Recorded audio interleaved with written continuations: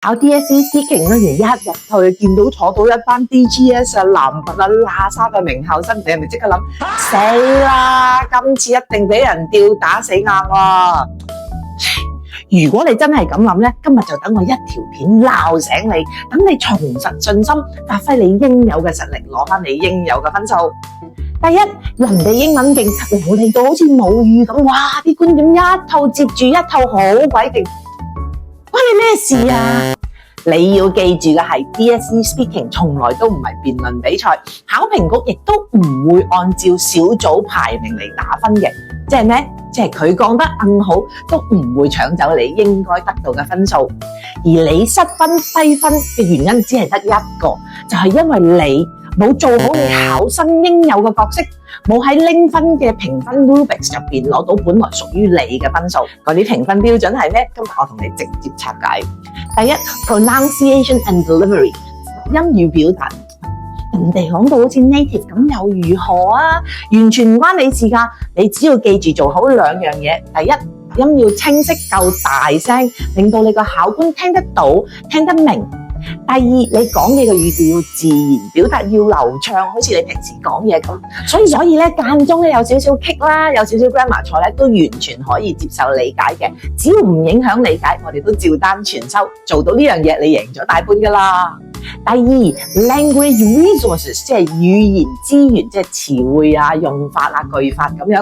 喂，人哋詞彙靚，句式精準又點啊？你同佢搶星星啊？由佢咯，用你平時背開嗰啲簡單嘅詞語啊、罐頭句，清清楚楚咁表達你想講嘅論點，唔影響理解，你就可以穩袋呢啲分數㗎啦。